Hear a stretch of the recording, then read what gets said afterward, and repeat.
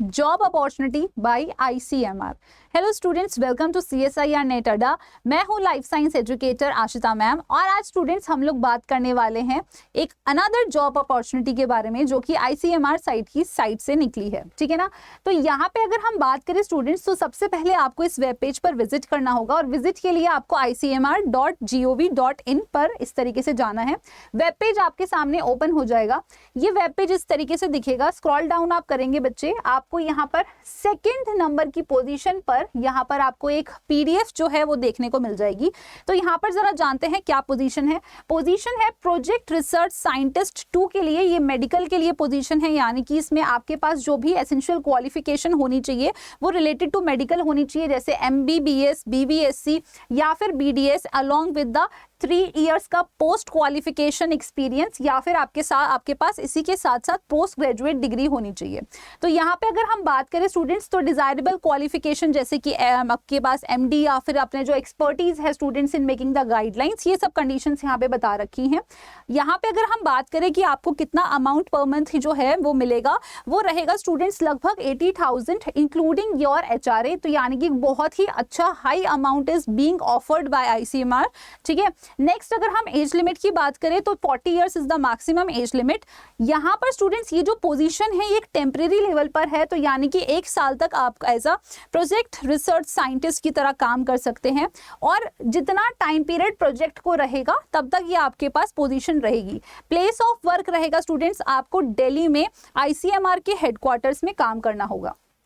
Next जो position है ये है प्रोजेक्ट रिसर्च साइंटिस्ट 2 के लिए और ये नॉन मेडिकल स्टूडेंट्स के लिए है, यानी कि अगर आपके पास MBBS, BBSc, BDS जैसी डिग्री नहीं है पर आपके पास साइंस में डिग्री मौजूद है स्टूडेंट्स। ठीक है, जैसे कि देख लेते हैं यहाँ पर दे रखा है पोस्ट ग्रेजुएटेड डिग्री होनी चाहिए आपके पास including the integrated PG degree with 3 year post qualification experience, मतलब PG भी होना चाहिए अगर आपके पास उसके साथ साथ एक्सपीरियंस भी है, और या फिर आपके पास PhD होनी चाहिए। अब अगर आप इंजीनियरिंग के स्टूडेंट हैं, IT के हैं, CS ग्रेजुएट के हैं, 4 डिग्री है आपके पास, तो यहाँ पर भी आपके पास 3 साल का पोस्ट क्वालिफिकेशन एक्सपीरियंस जो है वो होना चाहिए। डिजायरेबल में स्टूडेंट्स यहाँ पर बता रखा है कि एक्सपीरियंस होना चाहिए इन इम्प्लीमेंटेशन द रिसर्च। ठीक है, experience in project report writing. तो यहाँ पे आपको कुछ स्किल्स जो हैं डिजायरेबल क्वालिफिकेशन जो कि आपके पास मौजूद होने चाहिए। नेक्स्ट है स्टूडेंट्स यहाँ पर दे रखा है job requirement.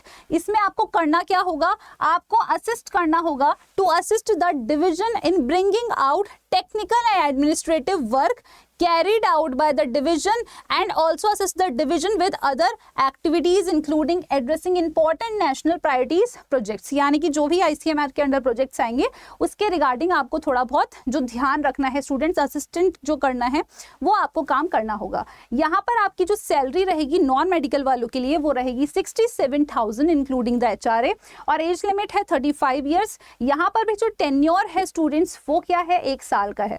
Place of work again it is same. तो यहाँ पे अगर हम बात करें स्टूडेंट्स, तो इन पोजीशंस के लिए वॉक इन इंटरव्यू होने वाला है 31 ऑफ जनवरी को। और यहाँ पर आपको क्या करना होगा स्टूडेंट्स, यहाँ पर आपको सेंटर पर पहुंचना होगा बिफोर 10:30। ठीक है ना। और बाकी सारी जो भी कंडीशंस हैं इसी PDF में आपको इस तरीके से स्टूडेंट्स सारी की सारी कंडीशंस मेंशन्ड है।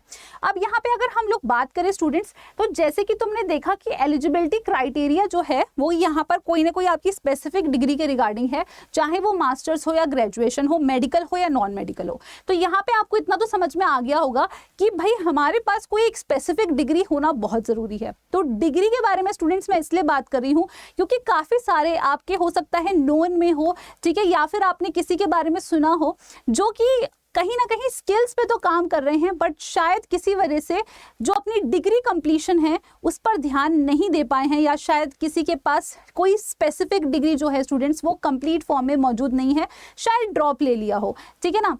तो यहाँ पर आपको ध्यान देना है अपने स्किल्स पर भी, स्किल्स पे तो ध्यान देना ही है स्टूडेंट्स, और एक और चीज पर ध्यान देना है that is to getting a degree. एक डिग्री होना बहुत इंपॉर्टेंट है। अब यहाँ पर स्टूडेंट्स कई लोग जॉब कर रहे होते हैं, कई लोग कोई एग्जाम की तैयारी कर रहे होते हैं, तो उस वजह से वो अपनी जो भी प्रोफेशन में जाना चाहते हैं, जिस भी प्रोफेशन में काम करना चाहते हैं, उसमें काम तो कर पाते हैं स्टूडेंट्स, बट एक डिग्री इंपॉर्टेंटली होना वो शायद कहीं ना कहीं उनका एक सपना बन जाता है। चाहे वो हो सकता है किसी सब्जेक्ट में पोस्ट ग्रेजुएशन करना हो, किसी सब्जेक्ट में आप ग्रेजुएशन करना चाहते हैं, ठीक है ना। तो यहाँ पे स्टूडेंट्स, आप जैसे कि आपको पता है आजकल के टाइम पर सभी चीज़ें आपको ऑनलाइन अवेलेबल है। इसी तरीके से स्टूडेंट्स, ये जो सपना रहता है ना काफ़ी स्टूडेंट्स का कि क्या हम ये वाला कोर्स ऑनलाइन कर सकते हैं, बिल्कुल कर सकते हैं। तो स्टूडेंट्स, मैं आपको बस ये गाइडेंस देना चाह रही हूँ कि अगर आप किसी भी जॉब के लिए अप्लाई करते हैं, वहाँ पे हमेशा आपको एक एसेंशियल क्वालिफिकेशन मेंशन होती है और वो कोई ना कोई स्पेसिफिक डिग्री की होती है। हो सकता है ग्रेजुएशन की हो सकता है पोस्ट ग्रेजुएशन की हो। तो एक डिग्री होना बहुत ही इंपॉर्टेंट है स्टूडेंट्स आजकल के टाइम में। और अगर आप किसी वजह से अपनी डिग्री कंप्लीशन नहीं कर पाते हैं, तो अब आपके पास एक और विकल्प मौजूद है,